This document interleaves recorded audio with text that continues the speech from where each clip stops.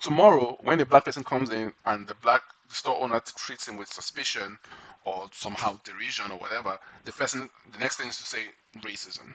But this is why people are racist. The color of skin, that's such a dodge, and I want people to understand this. Anybody who says racism is dislike of somebody for the color of their skin, that is not true. Racism occurs, or that distinction occurs, because you have seen the character of black people, and we don't have the time to distinguish between these two black people. We don't have time to say, oh, this one might be good, that one might be good. We don't have that time. They're black, they listen to the same music, they behave the same way. We don't have time to make the distinction. We do not have that time. And that is simply called pattern recognition. That's what racism is. Racism is simply the ability to recognize a pattern in a group of people and be able to protect yourself or conduct yourself accordingly.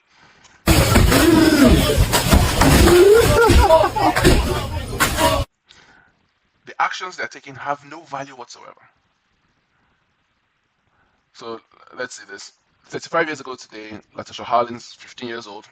So what does that make her? A YN, right? Remember I said a YN is any black person between the ages of 7 and 17.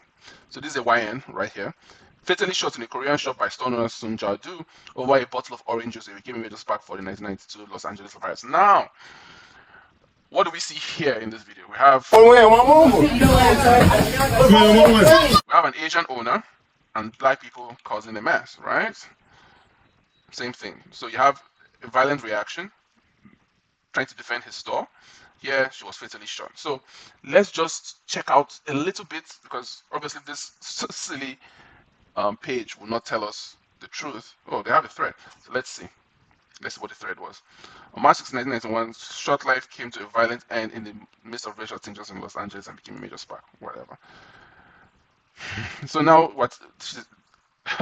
So instead of us to tell us what led to the violence, she's telling us the background of why, an excuse as to why they're behaving like this. Watch. Especially between Korean store owners and blacks in the city.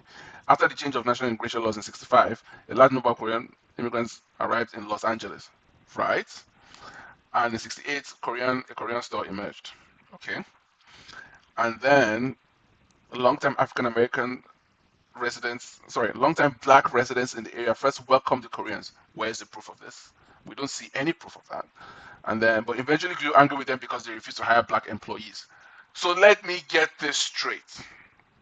You've been living in you've been living in Los Angeles for the past 200, maybe let's say 100 years.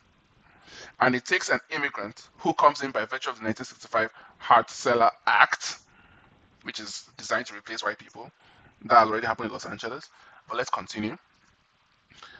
It takes a Korean to come to your neighborhood, South Central, whatever, and you are angry with them because they don't hire you guys. They don't hire these young niggas. So because South Koreans don't hire you people, yes, I said you people,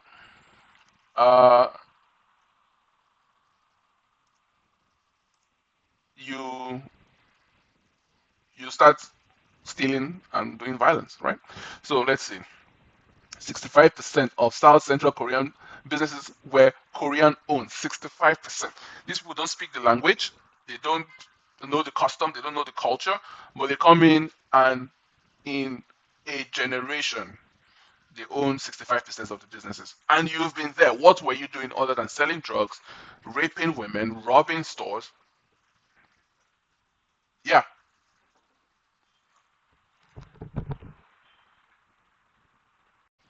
So, within a generation, maybe two, Koreans own more than half of small businesses.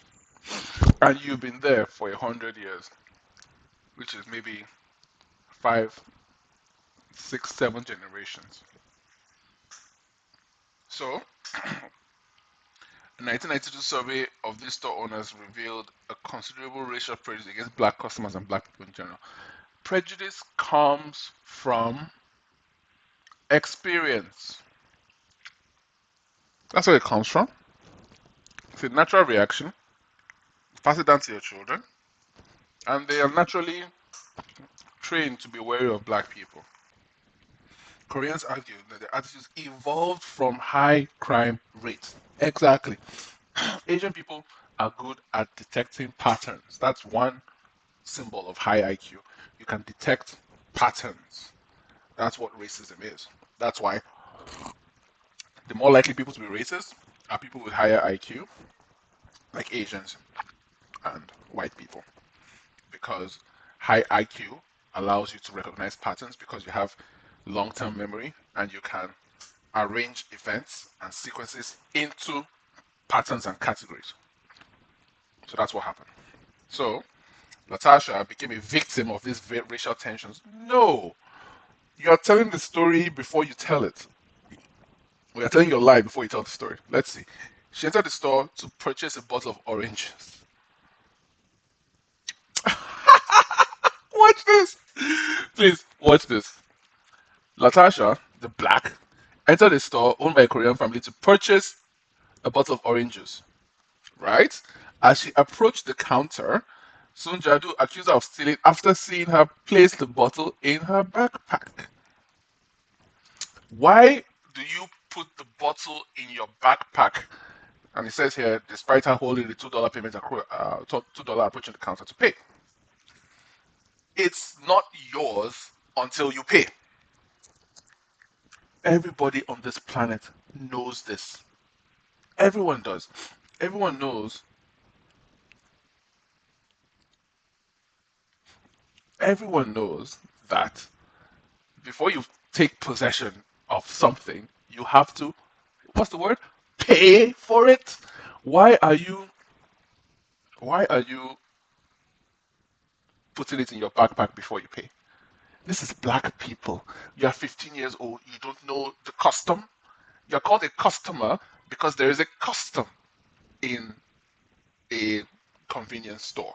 The custom is that you look at the items, you pick up the one you want, you don't drink the bottle of water, you don't crack open the beer, you go to the counter and pay for it. You get a receipt, then you can take your item. The receipt shows that you paid for it. So if a third party comes in and accuses you of stealing, you present to them your receipt. This is my receipt. I got this receipt because I paid for this item. Are you saying that black people, as young as 15 years old, do not understand these simple customs? It is a custom. You pay for your item. Before you do any act of possession or ownership against that item, you must pay for it. Title has not yet passed, and you're putting it in your backpack. You put it in your backpack because you are a thief. I do not care if you have the money in your hand. You already stole it. Do grab the bag, and the two men had a violent scuffle. No. She threw the bottle back on the backpack and turned to the store, and then she pulled out 38 in the back of the head. Woo. That was funny. So, camera footage. Social use of voluntary manslaughter. Okay. So, is this a fatherless baby? Do we know? Do we care? It's irrelevant. It follows the pattern. The point I'm trying to make is that a black person, a YN, she's a YN.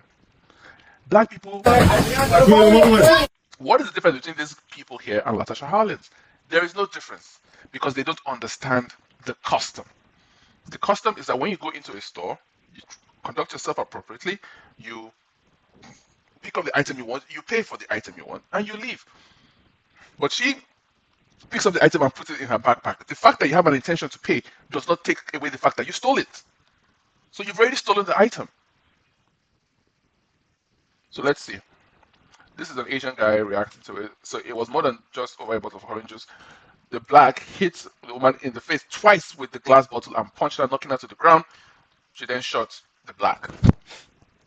The Korean lady was sentenced to voluntary manslaughter, 5 years probation, 10 years suspended, 400 community service, payment of 500 fine, and funeral costs. Why? A criminal. Here is what I call crime is the new black entitlement. I guess it's not so new because this is 1991, 1992. You come into a store, you steal a bottle of oranges, you punch and attack the store owner. That's not a customer, that's a thief, that's a robber. But There is no there is no distinction between such conduct and a black person. This is what black people are. This is crime as the new black entitlement. Why am I paying for the funeral cost of a criminal? Look at George Floyd. George Floyd had 3 state funerals. Someone who tried to steal by presenting a $20 note, high on drugs, fentanyl, and he dies from an overdose of fentanyl because he had 4 or 5 times the lethal dose of fentanyl in his body. But here you have a Korean woman having to pay for the death of a criminal. Her store was destroyed, of course, by the blacks, never reopened. Right, her life was ruined, justice system, blah blah blah. Justice system favors blacks. You have to. The justice system favors blacks. This here, certain minority groups means blacks. She wasn't an innocent saint. They've been stealing and assaulting Asians for a long time. We covered that already. Black on Asian crime. What's it called? San Francisco Chronicle. This is one of Colin's stories. We will never be tired of it because this story is a flashpoint. Look, stop stealing and assaulting Asians. You have nothing to worry about. Watch. Right here, 2010 column, San Francisco Chronicle, and it says it's San Francisco's dirty little secret. Carol Mo calls the realization that Asian residents are being targeted for robberies, burglaries, and intimidation by young black men. It's a dirty little secret, but it's not news to us. It's not news. Nothing. No one is surprised by this. 2008 survey found that 300 strong arm robberies were analyzed. In 85% of physical assault crimes, the victims were Asians and the perpetrators were black. 85% of the time. I'm certain that black people do not make up 6% of San Francisco, but they're committing 85% of strong arm street robberies. This is just strong arm street robberies. Think about the other types of robberies like guns, knives, rapes, and other types of burglaries. 300 strong arm robberies, 85% by black people against Asians. And here, just this story is so perfect. Look at this. We love San Francisco, the denial, right? And we don't want to do anything to divide the communities. That is deceit. But at the same time, our communities are hurting and we feel like our voices are not being heard. Delusion. All in one sentence. Is this a time to deny what is happening? Is it a time to hide? You have to be forthright. Black people are doing this to us. Call them out by name. Put your name on record so that 10 years from now, we will know that this is what is happening with black people. There is no such thing as a black community by the communities. It's just ghettos. Understand the underlying conflict. This isn't just about stealing iPods. There's a deep divide between two communities. Who cares? Stop saying two communities. This is just black people seeing Asian people as an easy target. Here, look, here's another deceitful discussion. Another factor is the way the two cultures are perceived. There's a resentment about how Asians are seen as a favored minority. That is because Asian people don't steal. If you're going to get robbed tonight, let's say you go to the ATM, you're scared that someone might rob you. You're not scared of an Asian person coming to rob you, are you? You're scared of a black person. Look at this. In order to build trust, you must do things together. One suggests hiring black employees. Where did we see that before? Where did we see that before? What does hiring black employees mean? Let me show you. See? It says they refuse to hire black employees. This is 15 years ago. This is March 2025.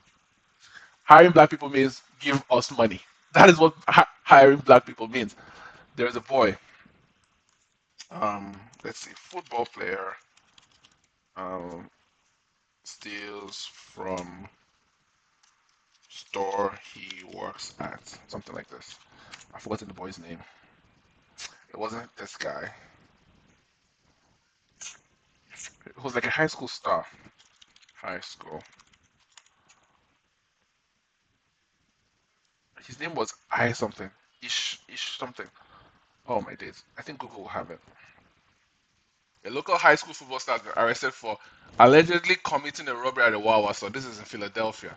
The incident happened in July, and then